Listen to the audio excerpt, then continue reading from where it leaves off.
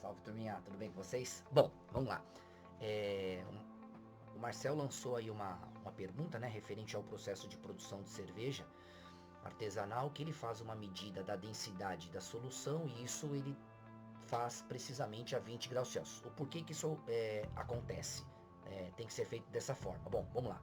Antes, vamos entender aí um pouquinho do processo. Na verdade, eu faço duas medidas de densidades, uma antes e uma depois desse processo aí de fermentação, porque na verdade o que acontece? A diferença entre essas medidas vai me dar a quantidade de açúcar que foi consumido na fermentação, ok?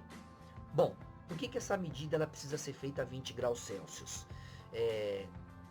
Como o Marcel mostrou no vídeo, ele faz uso de um densímetro, e o densímetro é um equipamento de laboratório. Como qualquer outro equipamento de laboratório, esse equipamento ele tem uma calibração, tá? Então o que acontece? Esse densímetro ele é calibrado para medições a 20 graus Celsius.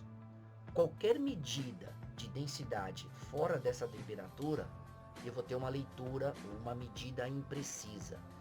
É claro que existem tabelas que corrigem valores de densidades medidas fora dessa temperatura, tá? Mas aí você precisaria acrescentar um certo valor na sua medida ou subtrair um certo valor, e são valores pequenos e isso pode trazer uma certa imprecisão, ok? Então, a medida da densidade precisa ser feita a 20 graus Celsius por uma questão do equipamento que está sendo utilizado, por uma questão de calibração. É claro que existe um outro fator que corre paralelamente aí, que aí é um fator mais químico, né?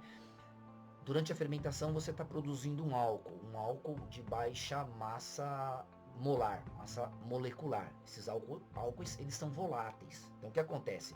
Numa temperatura elevada, 70 ou 80 graus Celsius, boa parte desses álcoois eles evaporam, tá?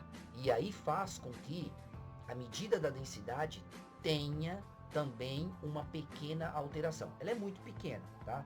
Não tão significativa, mas altera a densidade. E isso a 20 graus Celsius faz com que então você tenha um equilíbrio entre essas duas fases, a fase na solução e a fase no vapor, tá?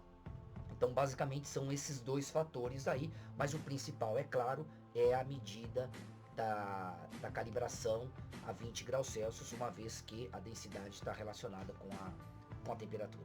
Beleza, turminha? Então, abraço, até mais.